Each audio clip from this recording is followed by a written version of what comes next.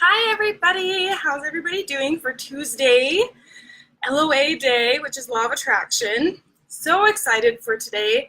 I have quite a bit to talk about. I'm going to be rambling for a little bit, but it's all going to be really good stuff, and I hope that it helps everybody as they're moving forward with this whole spiritual journey and calling in the things that you want to be experiencing for today or the week or the rest of your life or just a month or 6 months, and setting these periodical goals to achieve and track, hopefully. So let's go ahead and jump right in. Say hi as you are hopping on, just so I know who you are and can say hello. Got some flyaways going on with my hair today. So we're going to talk about the 3 sections or 3 parts that make up the Law of Attraction. And I should have grabbed my book from over here, which is Ask and It Is Given by Abraham Hicks. So they're kind of the gurus and the... Hi, Olivia. So they're kind of the gurus of this Law of Attraction, kind of the creators of Law of Attraction itself, right? And they explain that there's 3 different portions of Law of Attraction that we should be doing to facilitate this in the most easy way. So the first one is obviously the Law of Attraction itself, knowing that thing that you want, saying that you want it out loud and declaring it and saying, hey, this is what I've decided, this is what I want to move forward towards, and the Law of Attraction will, if you follow these steps, continue with you and help you to create that thing that you are working towards creating in your own life. So the first thing is knowing what you want, right? That Law of Attraction, which is what this is all kind of grouped under. The second one is a little bit more involved, and that is the Law of Segment Intending, or just the Law of Segmenting. So what that means is like waking up in the morning and putting your feet down on the ground, really grounding yourself and saying, today is going to be my day. I'm going to have it as an extra day. It's going to be the most glorious day I've had all year. I'm going to treat it like my own personal spa day, or I'm going to treat it as my business production day. And you have this intent for this segment being your one day. So that's a segment intention for one day. And you can obviously do this for an hour. A lot of coaches will talk about time blocking, and I have used this in the past, and I absolutely love this because it's part of this attraction mechanism that makes the thing work, right? So segment intending and the means of time blocking, and a lot of times business strategists will tell you, you just concentrate on having this 1 hour content creation. After that, the next half hour, audience engagement, right? And then the next 20 minutes is going to be outreach for clients, new clients, client outreach. So you have this idea that you sit down at your office and you say, this next hour is for this one singular thing. And then your brain can get behind that. You can set an alarm and you can say, when I'm done with this hour, that's it. I've done my business thing for today, right? And you can have this whole new level of productivity because you put it all into one little segment. So in the Law of Attraction, they would call this just the action step. A lot of people will say, you can't manifest from your couch. You can't just dream it into being. You have to take action. And that's what this is all about, is this segment of action with an intention to an end, right? An intention for a means to an end, if you will. So getting online with the intention of finding new clients for 1/2 hour, you can go on to private Facebook groups, comment on a couple people's thing, send a couple PMs to just follow up with people who you have been following for a long time, who you have been offering free services to, and start to make that conversation happen, which is what business strategists are going to tell you. So that's just one avenue, one way of doing that one example. But you can do this many ways, right? So we have the Law of Segment Intending, which brings me to, I'm in a course with Leslie Klatt. If you guys don't know her, look her up. I absolutely adore her. And I'm going to ask her if, I'm sure this is fine if I share it, but we found, and she taught me the 9 Bagua of Fung Shui. That's kind of fun to say, right? Say that 3 times fast. Bagua. So these 9 little segments of Feng Shui in your schedule, okay? So I'm just gonna go over these very briefly. So if you wanna write these down, just 1 through 9, and it's these segments of Feng Shui in your schedule. So the first one being money mindset, which is concentrating on your prosperity, your wealth, your income power, and this abundance mindset. Second one, your audience, reputation, publicity. So that's getting yourself out there, putting your face out on people's feed, you know, and or just in life without being in business at all. It could just be, you know, you're going out to make a reputation for yourself by whatever it is that you want to do, depending on your attraction niche, what you want to achieve, right? Third one being love, which is like marriage, romantic love, not necessarily family and friends, but like romance. 4 being social relationships, so that's friends and family, but it would be extended family because there's another one that is children. So 4 social relationships, friends and family. 5 being self-care and your fitness, nutrition, spiritual health. So confidence and really putting yourself in a limelight, or looking at yourself in the mirror and just saying, I love you. I read something this morning that said, if you are uncomfortable looking at yourself in the eye and saying, I love you, you have work to do. And I love that. And then the 6th one is children. 7 is your expansion of knowledge. So mental growth, taking courses, attending live readings, attending classes, things like this. So 7 is knowledge. 8 being work success, action steps to your career. So career itself, working towards whatever success means to you in that sector. And then 9 is really cool because it's helpful people and travel. So I thought those were really interesting. So it's finding mentors, finding helpful people who are there to affiliate with you, there to support you and collaborate with you. So those are the all 9 Bagua, which I thought was really very cool, especially as I'm just getting ready to talk about this segment intention, right, where they say with these Bagua, you have 120, or I'm sorry, an hour and 20 minutes, so 80 minutes total for each of those 9 sections. So that was really interesting to me. I'm definitely going to try it out, and you can segment it out where 20 minutes to publicity, 20 minutes to love, and switch it up 20 minutes at a time. Because you have, what, 10, 12 hours in a day? So actually this ends up being like 10.5 hours.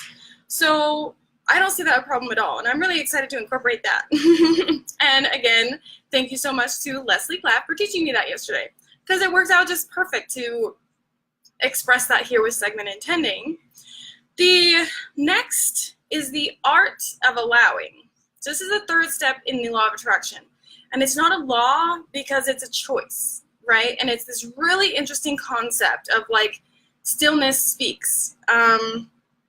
The power of now, being in the present moment, just kind of allowing space for what you're creating to come to you without trying to force it. So this is a really very important step because it's this whole stillness aspect, right? Where the universe can respond to you only if you're on the same vibration as it. So you achieve the vibration of that which you want, and we know that, but it's also a peaceful vibration of not pushing, not hustling, not attempting to go further, not attempting to get longer, to get farther, things like this. So when you're in the art of allowing, you're in like this certain special place where things are because you are creating them, and it's this trust factor. It's a surrendering factor. So surrendering to the process is this art of allowing. It's not a law, it's an art, because only so many people can actually get out of that hustle mind, put the left brain to sleep for a little bit, really awaken that space of balance and oneness, which is like a foreign concept to some of us. You know, before I started on this spiritual journey, you know, several years ago now, it came pretty naturally to me. But for a lot of my clients, you know, sitting down and meditating, sitting straight up, for example, your back starts to go numb, or you have twinges that you just simply can't get out, and you're just like, how am I supposed to quiet my brain when my body is speaking to me, right? And saying there's tension here, there's resistance there, and my legs don't want to be folded like this for a long time. And that's fine. I'm here to tell you that laying down flat is totally fine to do when you're meditating. Don't be afraid to just lay down flat. I suggest taking the pillow out from under your head, because then it's like this gentle slope that kind of puts your mind at ease and makes you kind of feel like you're falling, and it assists you on that journey of, you know, turning that brain off in order to move forward with expansion energy and vibrational match energy. So go ahead and try that out if you have had a hard time with the art of allowing when you're trying to meditate and it's painful, because I definitely have some back things going on too, so it's a little bit harder for me as well. We'll go over that a little bit more like on Wednesdays, because that's really our visualization days, which are, you know, what to do in meditation to achieve the highest results that you're looking for. So this is going to be a really good video for intro to law of attraction for those who have, you know, attempted this but not really seen results, you know, and been kind of stuck in this mindset of, I really, really want this thing, and I really, really want to have it now, and I really want to have it already. And so instead of being in the space of having it already, and that's the little bubble that you put yourself in, is I want to have $20,000 next month. Okay, what are you doing to embody that person who has 20 grand, right? If you had that $20,000, you would not feel stressed out. You would not feel like you have to hustle. You would feel luxurious, and you would feel like you're on vacation every day, and you would feel like you're eating the right foods because you can afford it, right?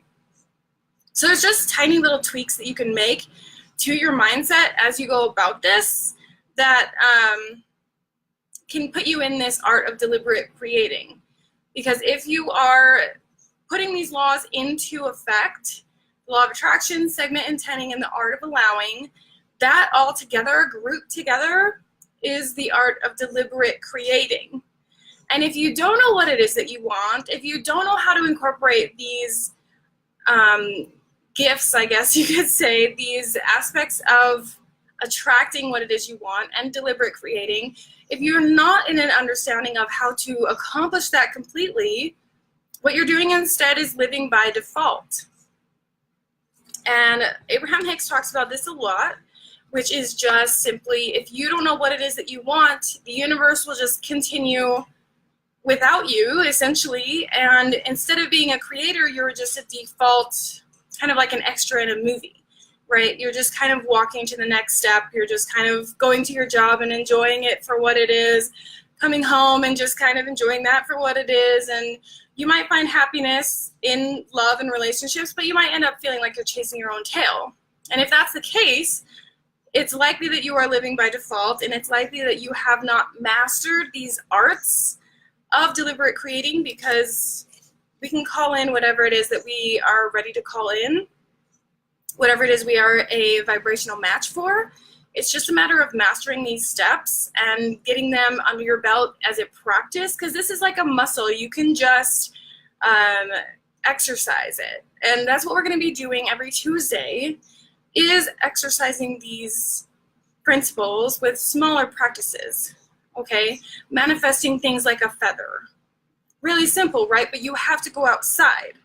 So if you go out on a 20-minute walk and you say, in this 20 minutes, universe, I will have a feather, then you allow it to happen by going out there, and your mind might wander. You might not be 100% focused on a feather, but you just know it's going to happen because you asked for it. So it's not a stressful walk because you're searching. And that's a really good practice. Just start with that. And we'll go into further about money manifestation, how to do that in a segment, right? And that art of allowing is really, really important. And we'll be talking about that on Wednesdays as well, because visualization, there's a certain amount of surrender and allowing to get to that point. So I'm really excited to be teaching you guys these things in order, because as we went over yesterday, we have that whole idea of no judgment, right? There's no judgment. We're releasing our emotional blocks that make our heart feel heavy, so that as you move into this law of attraction, you're not thinking to yourself, oh, I want this, but I don't deserve it. Oh, I want this, but I feel ashamed that I want a $1,200 purse, right? Why be ashamed about something like that? That's a lack mentality speaking to you about what you shouldn't have to try and keep you safe, right? Because to afford that purse, you might have to quit your job. To afford that purse, you might have to work longer hours or just switch some sort of a script, right? And the ego and our logical mind likes to tell us, like, oh my gosh, if we have to do that, that's going to be so much work. That's going to get you anxiety. That's going to keep you small. Or that's going to make you move forward, and we don't want to move, we want to stay stuck. And that's the ego talking through you, to you, whatever. And that's living by default in its essence. So when that voice comes up, we'll talk about this a lot more in Mondays, because self-talk and sacred space, things like that with this guilt, shame, judgment aspects are all things that need to be released. So we're going to do that on Mondays, which is why we do law of attraction now, because after those things are released and there's no judgment for yourself, there's only self-love for yourself, that's when this law of attraction stuff can work, because your vibration can be on the same wavelength as what it is that you want, rather than where it is that you are. So where you are wants to hustle and push and shove and make the way, follow the yellow brick road, if you will. And it makes sense for the ego to just stay on the path, do not go anywhere else. But then law of attraction is like this propelling forward. It's like putting a rocket on your back and just doing the damn thing and achieving the damn thing, because you do effing deserve it. So that's why we're doing what we're doing today. And I want to just remind you guys, no guilt, no shame, no judgment, which is what was yesterday.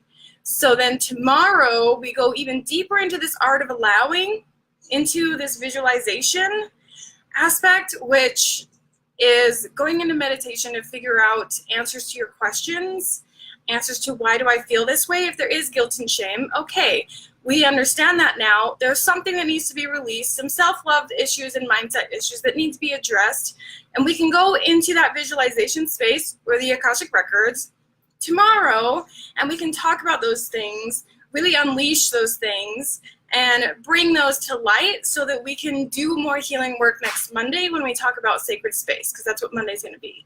So, yeah, don't live by default. It's a tricky, sticky, muddy place to be, and we want to be in it, the art of deliberate creation, which is utilizing this law of attraction. So this was just a little intro to explain kind of what law of attraction is in those little steps. I'm really happy that the 9 Bagua just ended up being here. I am so excited that I learned those the other day. The stones I have today are smoky quartz, which is just pretty much clear, and then this citrine. So this one is for abundance, and that is what I personally am calling in. So we just have some clear stones that can really assist on this whole journey of moving forward. So I will leave you guys with that. I will see you all tomorrow for Akashic Records Day, essentially. I have it as Visualization Day just because it is so broad. There's just so much that goes into this clarity and this allowing surrender state that we will try and achieve every Wednesday. So, in addition to that, the Akashic Records course is going to start in just under 2 weeks. So if you have not jumped on that, I will go ahead and pin a comment again about that course coming up. You will get certified to be able to be a practitioner of the Akashic Records. So It is very well worth it. I am really happy that I did it. I am really excited to be teaching it. It goes right in line with what I am creating for my one-on-ones and for this schedule that we have here. So it really is very aligned, and it can be very aligned for you too. So if you feel called, then definitely click the link and check it out. And I will see you guys tomorrow for clarity, visualization, and Akashic Records Day. See you guys.